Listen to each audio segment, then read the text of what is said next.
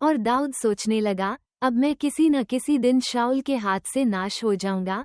अब मेरे लिए उत्तम ये है कि मैं पलिश्तियों के देश में भाग जाऊं, तब शाऊल मेरे विषय निराश होगा और मुझे इस्राएल के देश के किसी भाग में फिर न ढूंढेगा, यूं मैं उसके हाथ से बच निकलूंगा।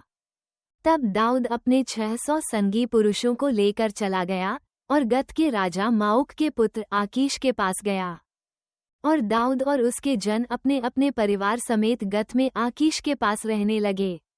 दाऊद तो अपनी 2 स्त्रियों के साथ अर्थात येग्रेली अहीनोअम और नाबाल की स्त्री कर्मेली अबीगैल के साथ रहा।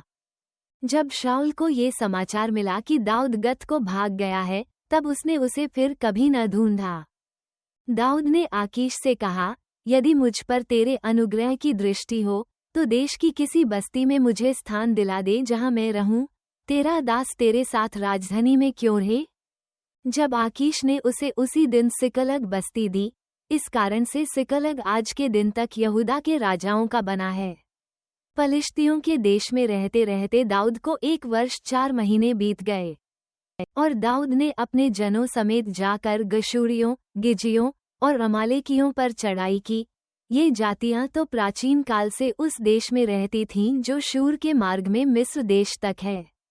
दाऊद ने उस देश को नाश किया और स्त्री पुरुष किसी को जीवित न छोड़ा और भेड़ बकरी, गाय बैल, गदहे, ऊंट और वस्त्र लेकर लौटा और आकीश के पास गया। आकीश ने पूछा, आज तुमने चढ़ाई तो नहीं की? दाऊद ने कहा, हाँ, यहूदा यहमेलियों और केनियों की दक्षिण दिशा में।